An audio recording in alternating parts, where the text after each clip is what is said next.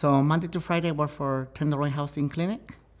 I am the Senior Assistant Support Housing Manager for SRO housing, which is permanent housing, but it's a single living room occupancy. That means we take clients within the city that are homeless, and we take them into housing, permanent housing.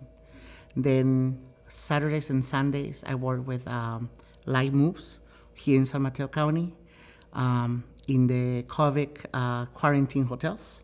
So basically, we take clients from the hospitals or any other in the city that are exposed or are being sick for COVID, and we quarantine them then in those hotels.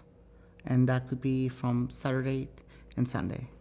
And then after that, Friday, Saturday, and Sunday evenings, I'm a host in a restaurant. This is my first time actually working in a restaurant. I always work with social services. My friend is the owner, so kind of like, hey, can you help me out? And I was like, well, I need the money, so why not, right? So I take home like $300 to $400 every weekend. Do you get tips? One of them is my passion, right? Which work with social services. I've been doing that for over 15 years. So I always been in the nonprofit sector.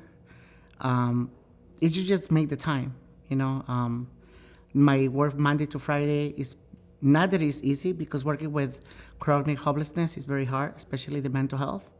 But it's more about what you like to do, you know. And I'm in the position where I'm in leadership team, so I'm able to change things and help clients. Working in this industry is very easy to understand what they're going through, right? Especially coming from another country. I'm Mexican, right? So when I came to the United States, thank God I was never homeless. I had family to stay with.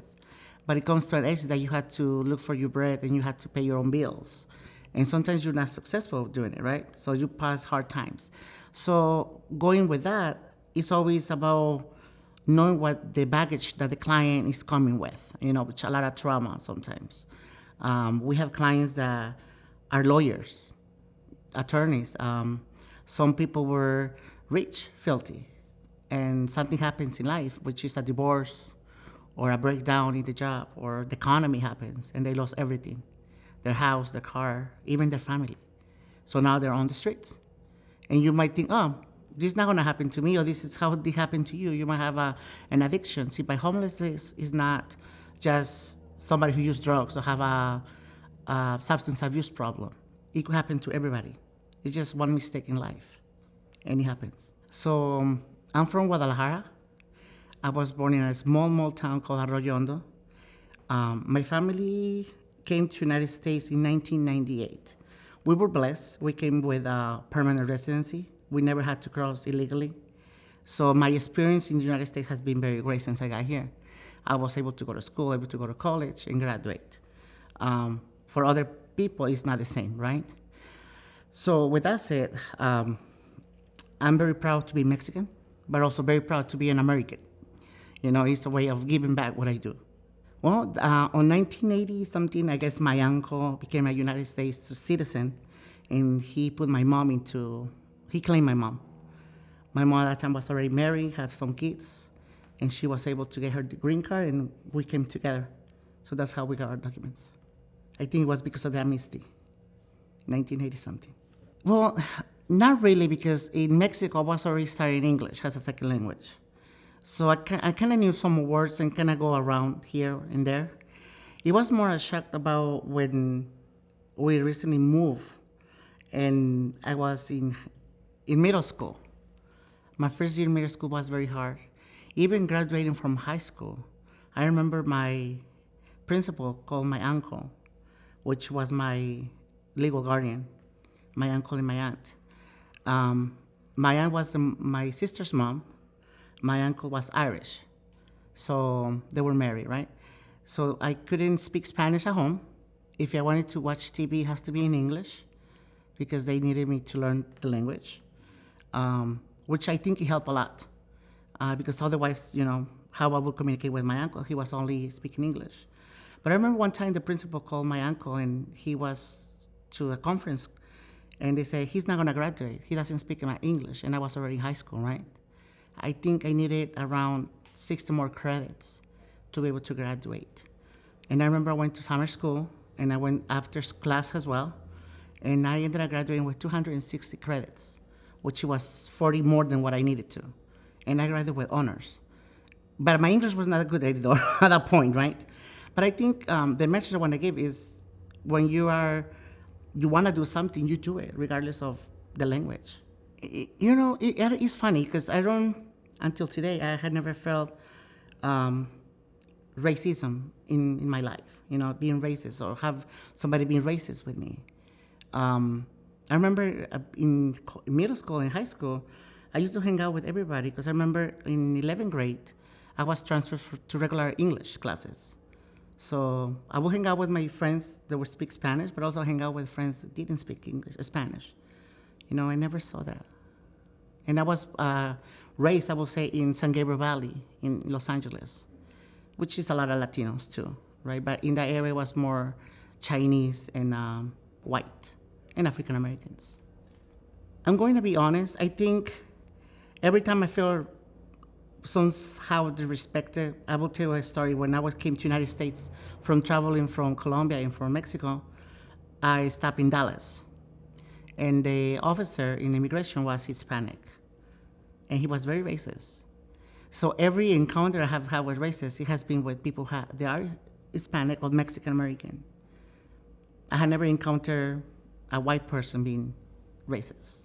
Yeah. Well, it has been some challenges. A lot of people say with COVID, there's no jobs, people don't work.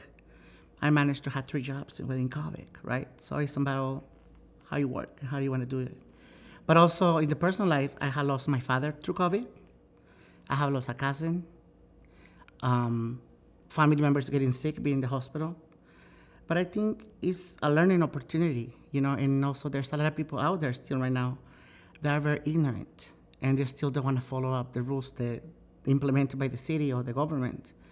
And that's what has a humanity. We have lost respect for life.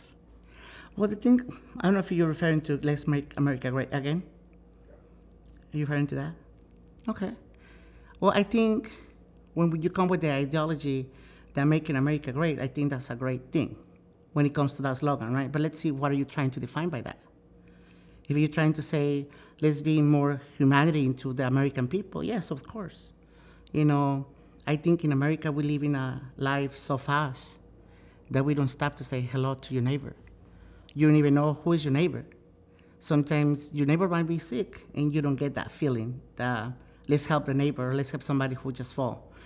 In America, in Mexico, or in the Latino community, somebody's sick and you go up to them and see what they need from you. Here in America, we have lost that because we are too busy in our own little world that think we are the center of that world, right? Just us. And I don't know, I think our government, our leadership that we have in the past, it has failed to do that with our citizens, instead of saying we need to do this, they're encouraging people to fight and going to the Capitol and make a civil war or something like that, It's not okay. Well, I think they can say everything they want about immigrants, that they come and take their jobs and everything, right? I think that's the opposite. Immigrants, even they are illegal here with no documents, they contribute to the economy in a lot because those are the ones they pay taxes and they don't get a cent back, right? So where are all the money from that they are contributing to the economy? So, I don't know. I think that's a topic that is very hard to discuss about because in my family I have people who are illegally here, but they work, but they don't need to have documents. They own their houses, they own their ranches, they even have their own companies. So really a document that says that you're an American doesn't make you an American, because they contribute to taxes every year. HIF.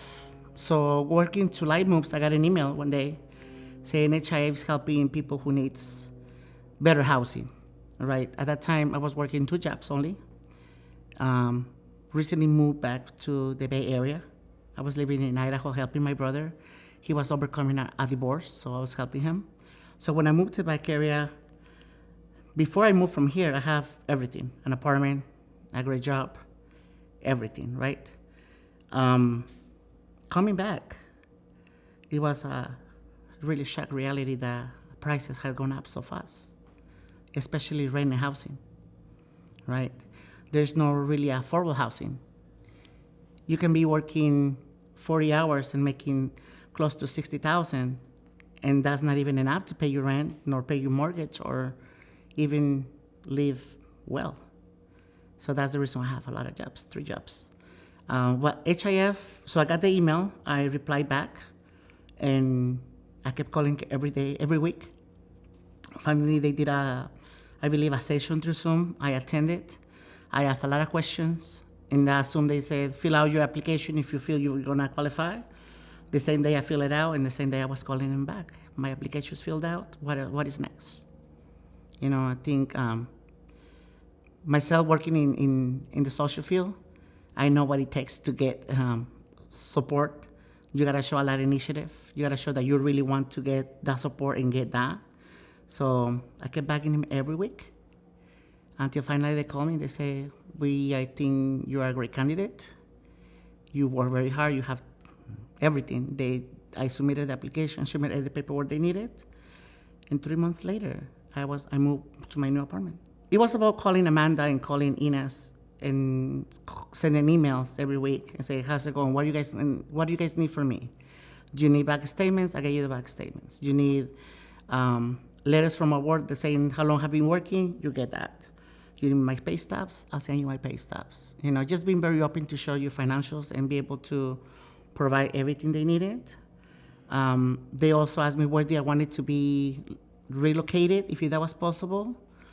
I chose different cities. None of them that I chose, they have any openings, except Delhi City. And I was not too happy about Delhi City. I thought it's very cold. So she sent me, I was in Los Angeles renewing my passport when she called me and said, hey, we have this opening, go and check it out. So I was very excited when I found out. By Monday, I was checking out the place. I really liked it. And after that, it was about having the money for the deposit, having the first month rent, go over the details, the renter's insurance, and so forth. And that was easy within a week. Yeah, they help me with, actually they pay almost $1,000 every month. So the rent is $2,445. So I pay $1,500, and they put the rest of it.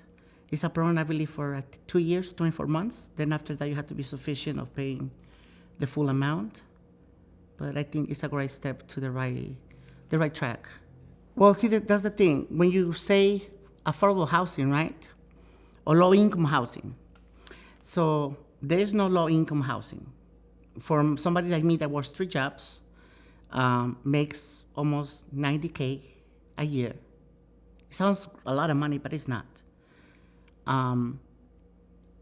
There's no options for you to get low-income housing because the low-income housing limit is $45,000 a year. So you have to be extremely poor to be able to qualify for those lotteries.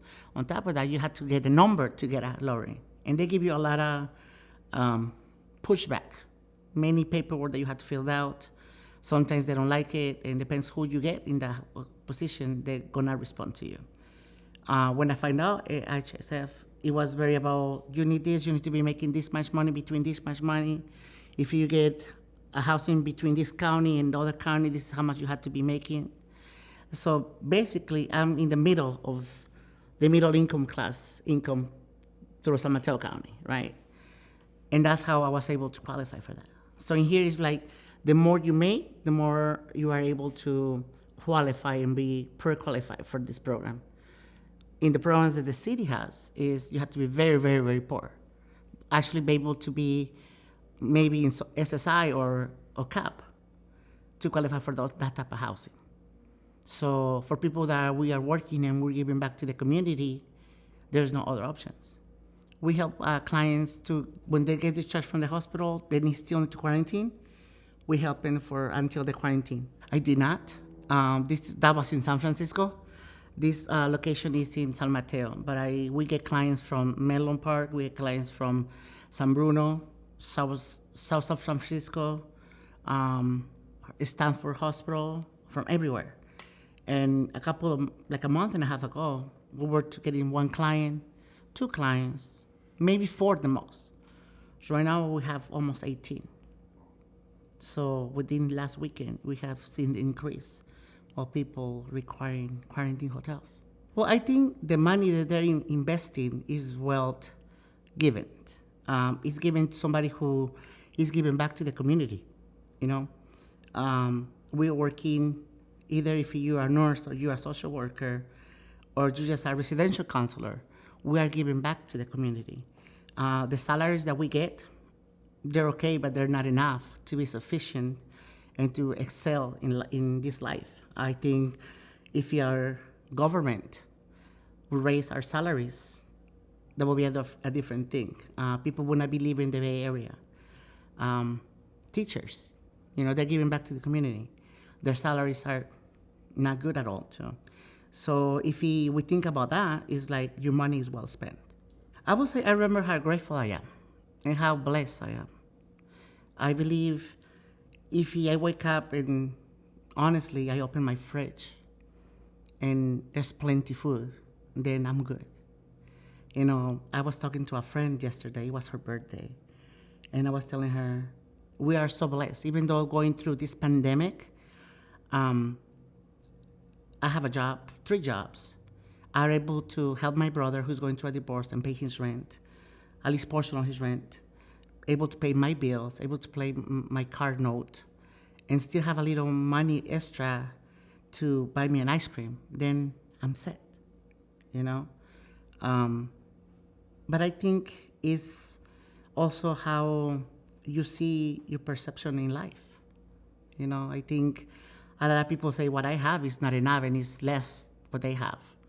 But I think it's about what you do with what you have. And there's a saying that God provides what you need. And if I don't have it, that's because I don't need it. I'm hopefully to get promoted what I'm working at, continue up the ladder of leadership and my full-time job. Personally, I want to buy a home. And I think this opportunity is giving me IHF to at least pay less of the rent that I'm paying right now. I believe save the money to help for a deposit for a house maybe in a year or 2. Well, I will say thank you. This money is well spent. So HIF, it has helped me a lot, especially Ines, Amanda, and I believe Clara. Clara was the first one that I contacted, so a huge thank you to them. I will be attending the 2021 summit because I am very grateful to Ines and HIF for the support they had provided to me. Thank you. I think what HIF is doing to help the community, to actually people who work in the community, to stay in the community that they work and support, is a great help and support for everybody. Well, yo creo que HIF está haciendo un gran trabajo para ayudar a la comunidad, especialmente a la gente que trabaja en servicios sociales.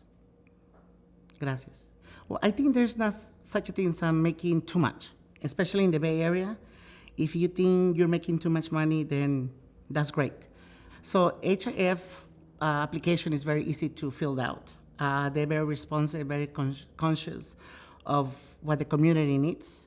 So apply. If you're going through something, it doesn't hurt to apply. I encourage you to apply. HIF es un programa muy sencillo de aplicar, en el cual te puedes ayudar. Si tú piensas que es un poco difícil, solo aplica, no tienes nada que perder. Totalmente ocupas la ayuda, entonces aplica. Te encomiendo que apliques. Right, so my name is Jose Rios Chavez, JoseRios Chavez. I work at Tenderloin Housing Clinic, and my title is Senior Assistant Housing Support Manager. Go and see my family. We had a trip planned before this happened, go to Puerto Vallarta and get all together. So this didn't happen because of obvious reason, the pandemic. Some of us that were supposed to go, they're no longer with us. So we're still gonna do it, hopefully as soon as that happens.